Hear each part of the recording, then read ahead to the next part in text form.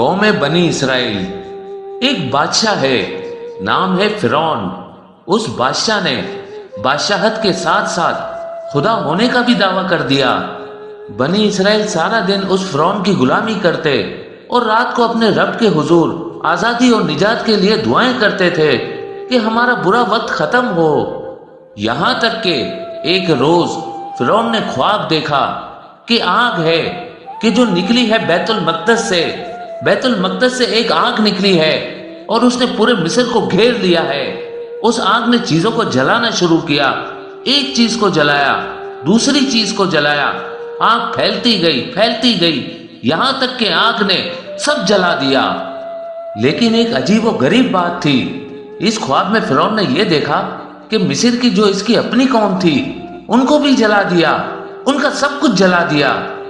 بنی اسرائیل کو کوئی نقصان نہیں پہنچایا اس آگ نے۔ فرعون نے دربار لگایا، ماہرین کو بلایا، میں نے یہ خواب دیکھا ہے، اس کی تعبیر بتاؤ، کیا مطلب ہے اس بات کا؟ تعبیر یہ بتائی کہ اس خواب کا مطلب یہ ہے کہ اسی قوم بنی اسرائیل سے ایک بچہ پیدا ہوگا، وہ تمہاری سلطنت ختم کر دے گا۔ فرعون نے اپنی کابینہ کا اجلاس بلایا اور بادشاہ کے خواب پر غور کیا گیا کہ ماہرین نے بتایا کہ ایک بچہ پیدا ہوگا بنی اسرائیل میں جو سلطنت ختم کر دے گا۔ اس کا ایک ہی حل ہے، پورے سال میں بنی اسرائیل کی پوری قوم کے یہاں جو بھی بچہ پیدا ہو مار دو۔ جو لڑکا پیدا ہوگا بنی اسرائیل میں اس کو قتل کر دیا جائے گا۔ کچھ روایت کے مطابق 12,000 بچے مارے گئے، 12,000۔ کچھ کے مطابق 70,000 بچے مارے گئے، 70,000۔ یہ کام کیسے ہوا؟ باقاعدہ اسٹیٹ لیول پہ، ریاستی سطح پہ، یعنی کئی دایا عورتوں کو اس کام کے لیے مقرر کیا گیا تھا کہ جن خواتین کے یہاں ولادت متوقع ہو ان کی پیدائش کے وقت کا علم رکھے۔ ایسا ہی ہوتا تھا، بچہ دنیا میں آتا تھا، اس کی ماں کے سامنے اسے مار دیا جاتا تھا۔ یہاں تک کہ بنی اسرائیل کے ایک گھرانے میں ایک فرد کے یہاں ایک ننھا سا بچہ پیدا ہوا۔ ادھر فرعون کی یہ تدبیریں تھیں اور ادھر خداوند تعالیٰ کی تقدیر تھی جو کہ اس پر ہنس رہی تھی، کہ گویا کہہ رہی ہو کہ اے ظالم بادشاہ، کہ جسے اپنی فوج کی کثرت پر، جسے اپنے اقتدار کی طاقت پر، جسے اپنی سلطنت کی وسعت پر ناز ہے، اے ظالم بادشاہ، اس عظیم بادشاہ کی طرف سے یہ فیصلہ ہو چکا ہے کہ جس بچے سے تو خوف زدہ ہے، جس کے ایک کے ڈر سے تو نے 70,000 قتل کر دیے ہیں، وہ ایک پیدا بھی ہوگا، پرورش بھی پائے گا اور تیرے ہی گھر میں پرورش پائے گا، بلکہ تو خود اسے پالے گا، تیری دنیا اسی کے ہاتھوں تباہ ہوگی۔ اب قرآن سے سنیے سورہ قصص کی آیات کا ترجمہ۔ ہم نے موسیٰ کی ماں کو وحی کی کہ اسے دودھ پلاتی رہو، اور جب اس بچے کی نسبت کوئی خوف معلوم ہو تو اسے دریا میں بہا دو، اور کوئی خوف نہ کرو، ڈر نہ کرو، رنج نہ کرو، ہم اس بچے کو آپ کی طرف لوٹانے والے ہیں، ہم اسے پیغمبر بنانے والے ہیں۔ فرعون کے لوگوں نے اس بچے کو اٹھا لیا، یہی بچہ ان کے رنج کا باعث بنا۔ فرعون کی بیوی نے فرعون سے کہا، یہ بچہ، یہ تو میری اور تمہاری آنکھوں کی ٹھنڈک ہے، اسے قتل نہ کرو، ممکن ہے یہ ہمیں کوئی فائدہ پہنچائے یا اسے ہم اپنا بیٹا ہی بنا لیں۔ اور وہ انجام سے بے خبر تھے۔ یہ سب منظر حضرت موسیٰ علیہ السلام کی بہن، جن کا نام مریم ہے، وہ اپنی آنکھوں سے دیکھ رہی تھی۔ اب اس بچے کی پرورش کے حوالے سے کنونس ہو گیا کہ ٹھیک ہے، اس کو قتل نہیں کرتے۔ تو اب اگر بچے کی پرورش ہونی ہے، ظاہر ہے اس کے کچھ تقاضے ہیں۔ بچے کو دودھ پلانے کا معاملہ آیا، بچے نے کسی بھی دائی کا دودھ پینے سے انکار کر دیا۔ اب یہ بات محل میں بڑی پریشانی کا باعث تھی کہ اگر یہ بچہ دودھ نہیں پیے گا تو ظاہر زندہ کیسے رہے گا۔ یہاں تک کہ یہ بات پھیل گئی، محل میں ایک بچے کی پرورش کا فیصلہ ہو گیا ہے۔ مسئلہ اب یہ درپیش ہو گیا ہے کہ بچہ کسی بھی دائی کے دودھ کو ایکسپٹ نہیں کر رہا، تو پھر اس کی پرورش کیسے ہوگی؟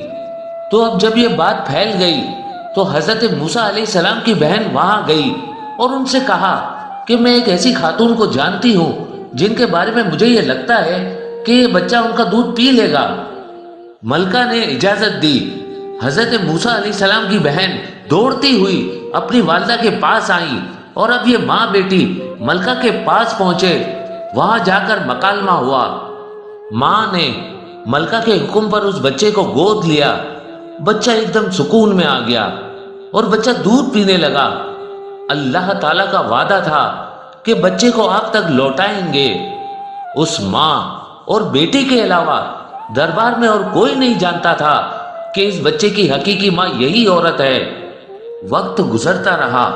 یہ بچہ فرعون کے اپنے محل میں فرعون کی اپنی گود میں ہٹکیلیاں کر رہا تھا کہ اچانک اس بچے نے فرعون کی داڑھی پکڑ کر اس کے منہ پر تماچا مارا۔ اب جب یہ ایکٹ ہوا، ایک دم فرعون کے ذہن میں پھر یہی خیال پیدا ہوا، یہ جو کام ہوا ہے، یہ جس بچے نے کام کیا ہے، جس کے بارے میں مجھے بتایا گیا تھا کہ ایک بچہ پیدا ہوگا، یہ وہی بچہ تو نہیں ہے۔ فرعون نے غصے میں آ کر اسی وقت اس بچے کو قتل کرنے کا حکم دے دیا۔ اب جب قتل کا حکم دیا، پھر اس کی بیوی درمیان میں دیوار بن گئی۔ آپ جانتے ہیں یہ بیوی کون ہے فرعون کی؟ یہ حضرت آسیہ ہیں۔ یہ وہ عظیم ترین خاتون ہے جن کا ذکر قرآن مجید میں آیا ہے۔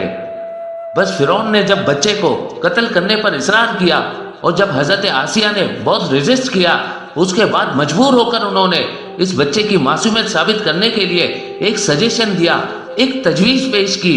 انہوں نے کہا اچھا یوں کرتے ہیں، ایسا کرتے ہیں کہ ایک طرف آنکھ کے انگارے رکھتے ہیں، ایک طرف ہیرے جواہرات رکھتے ہیں اور بچے کو کھلا چھوڑ دیتے ہیں۔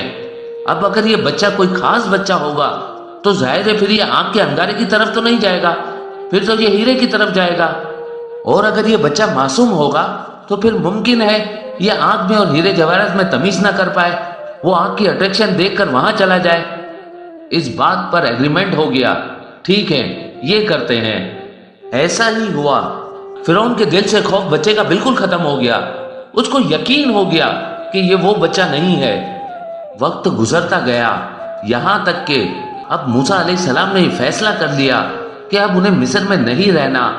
وہ اپنی عمر کے کئی مراحل طے کر چکے تھے۔ اب موسیٰ علیہ السلام مصر کو چھوڑ رہے ہیں۔ موسیٰ علیہ السلام مصر سے چل پڑے، سفر طے کرتے گئے، لمبی مسافت طے کی۔ طویل سفر طے کرنے کے بعد موسیٰ علیہ السلام مدین کی سرحد پر پہنچے۔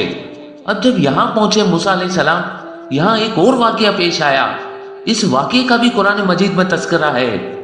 موسیٰ علیہ السلام نے وہاں پر دیکھا کہ ایک کنواں ہے، اس کنویں میں مختلف چرواہے اپنی بکریوں کے ریوڑوں کو پانی پلا رہے ہیں اور ساتھ ہی 2 لڑکیاں، 2 خواتین بھی کھڑی ہیں، مگر وہ اس وقت اپنی بکریوں کو پانی پلانے سے قاصد ہے کیونکہ مردوں کا ہجوم تھا، وہ یہ کام نہیں کر پا رہی تھی۔ موسیٰ علیہ السلام وہاں گئے، ان سے ماجرا پوچھا اور ان کی مدد فرمائی۔ وہ خواتین اپنی بکریوں کو لے کر خوشی خوشی اپنے گھروں کو لوٹ گئیں۔ کچھ دیر بعد ان 2 لڑکیوں میں سے ایک لڑکی موسیٰ علیہ السلام کے پاس آئی اور کہنے لگی کہ ہمارے والد محترم آپ کو بلا رہے ہیں۔ موسیٰ علیہ السلام ان بزرگ کے پاس پہنچے۔ قصہ مختصر یہ ہے کہ انہی 2 میں سے ایک خاتون سے آپ موسیٰ علیہ السلام کا عقد ہوا اور موسیٰ علیہ السلام نے اپنی زندگی کے اگلے 10 سال وہاں پر گزارے۔ 10 سال وہاں گزارنے کے بعد اب موسیٰ علیہ السلام نے ایک بار پھر مصر جانے کا ارادہ کیا۔ کون سا مصر؟ جہاں فرعون ہے، جہاں وہ سارے واقعات پیش آئے ہیں، جس کو وہ اوور نائٹ چھوڑ کر آ گئے تھے، مدین میں آ گئے تھے۔ موسیٰ علیہ السلام نے واپسی کا سفر اختیار کیا اہل خانہ کے ہمراہ۔ اب موسیٰ علیہ السلام پہلے مصر سے مدین آئے تھے، اب مدین سے چلے ہیں، مصر کی طرف جا رہے ہیں۔ یہاں راستے میں ایک اہم ترین واقعہ پیش آتا ہے۔ وہ کیا؟ اہم ترین واقعہ پیش آتا ہے